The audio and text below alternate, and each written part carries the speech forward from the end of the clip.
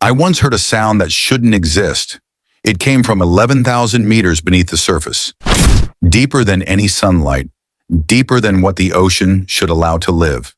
It was low, drawn out, and deliberate, like something ancient was humming through the water, answering a call we never meant to make. The official report called it geological activity.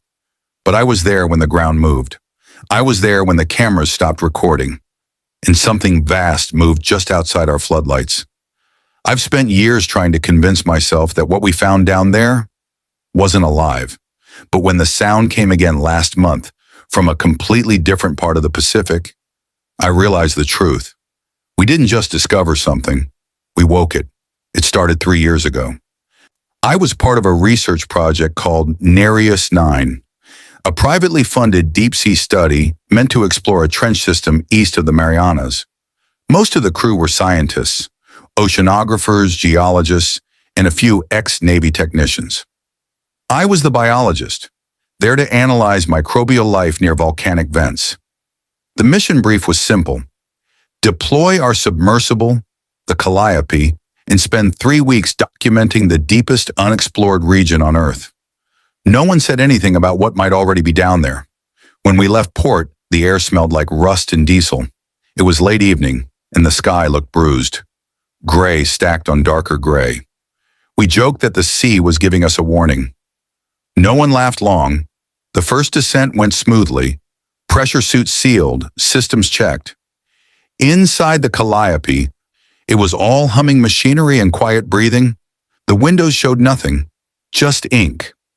I remember watching the depth gauge climb, 3,000 meters, 5,000, 7,000. Outside, no more color, just black. Even the fish that swam near us seemed to fade as we sank lower. When we hit the trench floor, the sonar picked up movement, long, slow drifts like underwater winds. But there are no winds at that depth. We marked it as thermal current distortion. That was our first mistake. On day 4, we began hearing it, a noise through the hull, too low to register as sound, more like vibration through the bones. The engineers said it was metal settling under pressure, but the rhythm was too even. It came every 31 seconds. Exactly. We started joking that it was the ocean's heartbeat. I remember feeling something cold when I said that aloud, as if the water outside had suddenly listened. Then around 0200 hours, the Calliope shuddered, a soft scrape against the hull, like something enormous brushing past. The pilot switched to external cameras. Nothing but dark water flecked with silt. Except, for a moment, the sediment didn't rise. It fell, pulled downward, as if gravity itself had shifted. We logged it as localized disturbance. The ocean is unpredictable. That's what we told ourselves. But the recordings kept getting stranger. On the hydrophones, something echoed the sonar pings.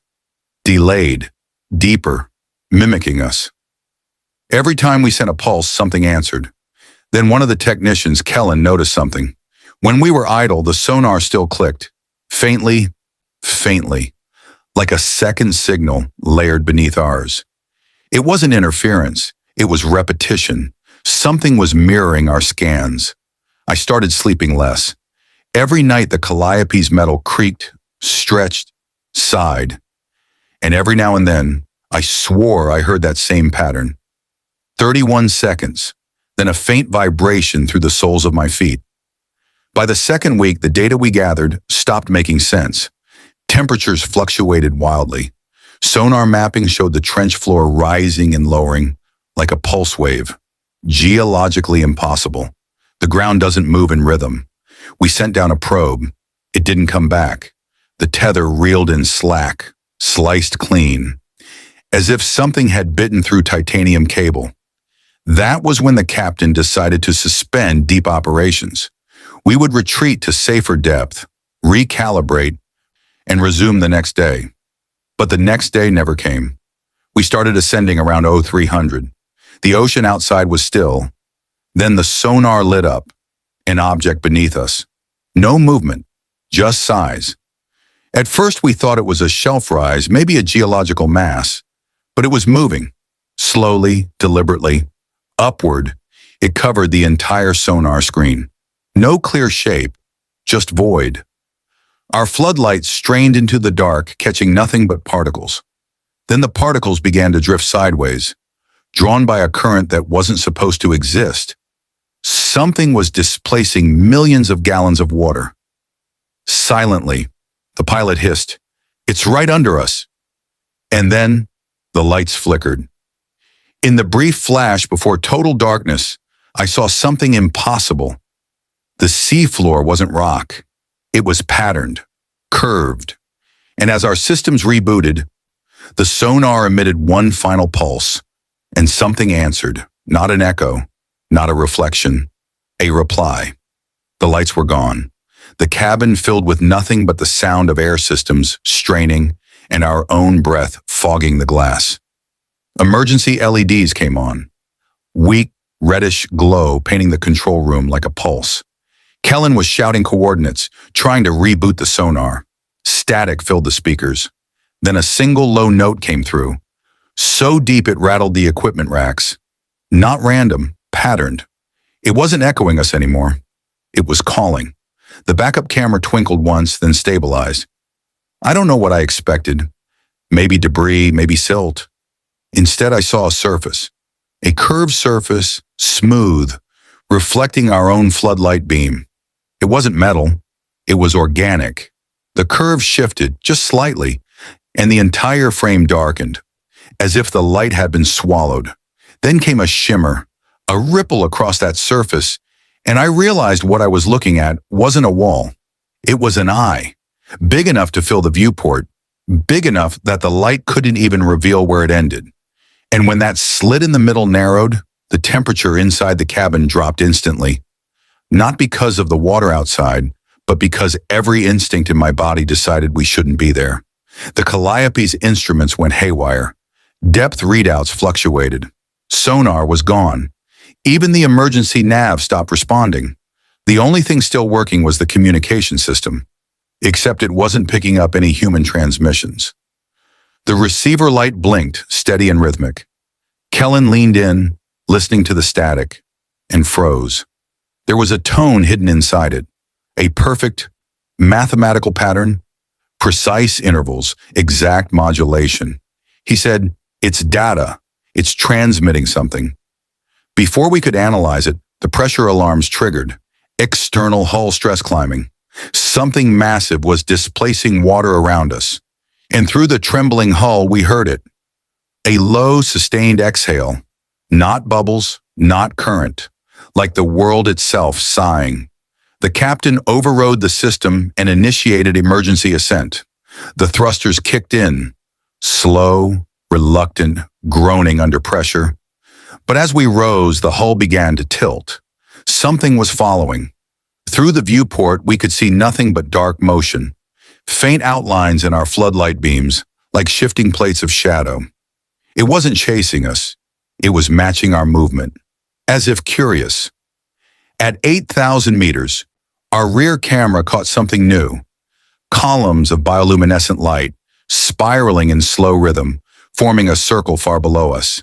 It wasn't natural, it was structured, and we were rising straight through the center. Halfway up, propulsion failed. Electrical systems shorted. We started drifting. Slow spin, no orientation. Through the window, I saw a shape above. Our mother vessel, the Daedalus, dim lights blinking faintly miles up. We were close. But between us and that faint glow, something massive moved again. We didn't feel a hit. We just stopped rising, suspended, held there. The instruments went silent. Total blackout. Only our breathing remained. Kellen gripped the console so tight his gloves split. And then, the pressure decreased. Something let go. When we broke surface, the ocean was perfectly still. No storm, no waves. Just an endless sheet of black water reflecting the stars.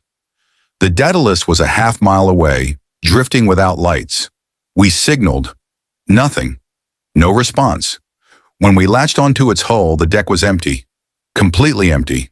Food still warm in the galley, coffee cups half full, monitors running, but no one aboard.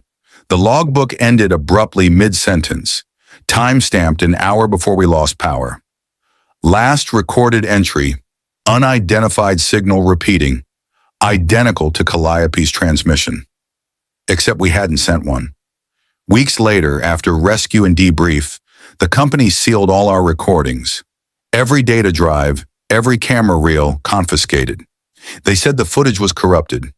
Electromagnetic interference. But I managed to keep one thing, a spectrogram printout of that low-frequency hum. At first glance, it looks like static, just noise. But when you invert it, pattern by pattern, it forms a lattice, a structure, a grid repeating every 31 seconds, almost like coordinates, but not on any map, not on the seafloor, on a timeline. You see, when we returned to surface, time didn't add up. Our instruments recorded the descent lasting 13 hours, the Daedalus's internal logs, 2 days. For them, we'd been gone 48 hours, but our air levels, data stamps, and vitals all confirmed 13. Somehow we'd lost time, or been paused in it, and whatever sent that signal, it understood how to do it. I can't explain it. But when that signal appeared again, from a satellite deep scan, it wasn't from the trench. It was from mid-Pacific shipping routes, shallower, moving. Every vessel that crosses that area now reports the same thing, a low hum through the hull every 31 seconds. Always the same interval, always the same signature. They think it's machinery. I know better. It's still communicating. And if that pattern ever reaches coastal receivers, it means it's no longer down there. It means it's listening from above. Tell me in the comments, if something that vast started calling from the dark again, would you answer it?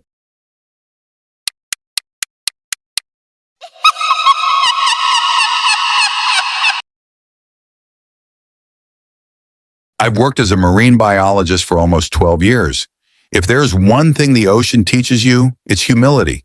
You think you understand her until she reminds you you're just a guest. Last summer, my team was stationed off the coast of Palau, studying thermal vents deep beneath the coral ridges. It was supposed to be a routine trip. Data collection, water sampling, nothing extraordinary. But on the third day, something changed. We noticed the readings first. The water temperature fluctuated, not gradually but in sharp rhythmic pulses, like the ocean had a heartbeat. At first, we thought it was a malfunction. I recalibrated the sensors myself, ran diagnostics. Everything checked out. Then the salinity levels dropped dramatically. Salt water doesn't just lose salinity like that. It was as if something was bleeding fresh water into the sea from nowhere. And then, fish started dying.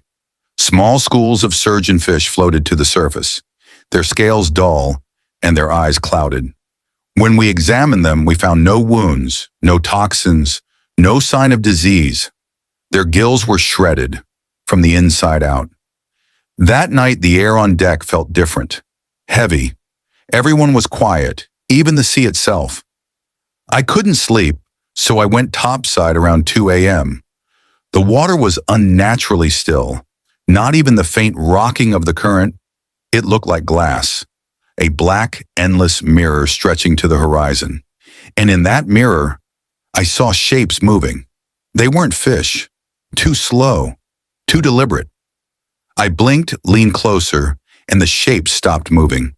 But the reflection, the surface itself, started to ripple outward, like something underneath was breathing. I stepped back. The hair on my arms stood straight up. I don't scare easy, but that felt wrong, like the ocean was awake. By dawn, we were all uneasy. Our lead researcher, Dr. Patel, decided to run one last test. He wanted to collect samples from a vent system about 50 meters below. I volunteered to go down with him. Standard two-person descent. We hit the water around 9 a.m. The visibility was poor. The sunlight didn't penetrate more than a few meters, and the water had this strange density to it, thick, almost oily. Halfway down, my ears started ringing. Not pressure, something else, like an electrical hum inside my head. When I looked toward Dr. Patel, he was clutching his mask, shaking it like it was fogged, but his regulator was still in, and he didn't signal distress. That's when I noticed the water moving against the current. It started as a swirl, then reversed, spinning counter to the flow. At first it was mesmerizing, almost hypnotic, until it reached out. The water actually grabbed the tether line between us. Not a creature, not a tentacle. The water itself folded over the line, like it had turned solid for a split second. I yanked my end, and it released, but the current around us went dead still. That's when the light from my dive torch dimmed, not faded, smothered. The beam just stopped existing past a few feet. I looked down, and the water was turning darker, denser, as if ink was seeping through it. Dr. Patel gestured we should abort. I didn't argue. As we ascended, something brushed against my ankle. It wasn't a fish. It was smooth, like skin, but too cold. I kicked reflexively and twisted around. Nothing. The pressure gauge flickered. Then the line connecting me to the surface snapped. Patel was just above me, reaching out. But before he could grab me, the current surged. Not sideways, upward. It slammed us both toward the surface with such force that when I broke through, I thought my lungs had burst. They hauled us onto the deck. Patel was barely conscious, coughing up water. And I swear, the ocean around the boat was boiling. Not hot, but bubbling like something underneath was pressing upward. We pulled anchor immediately. The captain didn't even wait for clearance. He just said, "Something's wrong with the sea." As we moved away, the water turned a pale, milky blue, the same hue as the deep vent gases, but spreading across miles. By the time we reached deeper water, all equipment readings flatline. No signal, no depth feedback, just blank. And then the ocean spoke. It wasn't a voice. It was vibration, a low pulsing rhythm that rattled the hull. You could feel it in your bones. Some crew said it sounded like breathing. After the initial surge, we tried to distance ourselves from the shallow vent areas, but the water didn't want us to leave. Every time we accelerated, it seemed to push back, not like a current, not like wind resistance. The water was thicker, heavier, pressing against the hull, slowing us as if it had mass. I pressed my hand against the railing. It felt viscous. Not water, not oil, something in between. The captain shouted that we had to cut the anchor line entirely. As soon as we did, the boat tilted sharply. I grabbed the deck railing with both hands. Below us, the ocean bubbled, rolling in unnatural, overlapping waves. It was moving with intention. Patel was trembling, muttering about the sea remembering us. I tried to calm him, tried to convince myself it was a rare thermal anomaly, a chemical vent. But then, something brushed against the hull again, not a wave, not an object. The water rose briefly in a smooth column along the starboard side, as if shaped by some invisible hand. The crew fell silent. Even the captain, a veteran of Pacific storms, didn't move. No one had ever seen water behave this way. Then the sea's rhythm intensified. A pulse like a heartbeat rolling up from the depths, vibrating the boat's keel. The sound carried into our bodies. It wasn't threatening in tone exactly, but it commanded attention. And I felt it, instinctively, knowing we were intruders. Suddenly a surge hit. Not a wave. The water had arms. I swear to it. It swept over the deck in thick sheets, slamming the crew to the floor, bending railings. I crawled to Patel, helping him up. Everything moved as if it had weight beyond water's physics. I reached for a rope, and it recoiled like it was elastic, slapping me across the face. The engine struggled against the pressure. We were moving forward, but slowly, like swimming through syrup. Every attempt to maneuver was resisted. It became clear the water itself had become the predator. We were the prey. Amid the chaos, my instruments went haywire. Depth sensors, temperature gauges, even GPS all glitched simultaneously. Then sonar picked up something strange. Patterns beneath us. Not random, not geological. Repeating signals, like communication. The pulses were loud enough to make the hull vibrate, each one synchronized with the boat's subtle movements, almost like it was testing us. I realized slowly that this wasn't a natural event. It had intelligence. It was learning, reacting, anticipating. We decided to retreat toward deeper water, hoping the anomaly was localized. The current reversed unpredictably, throwing the boat off course. Then came the strangest part. The water along the deck rose into a vertical wall, smooth, dark, taller than the mast. The pulse through the hull quickened, almost as if it were counting. We tried to push through, but the surface tension felt solid. Patel shouted to abandon the boat if necessary.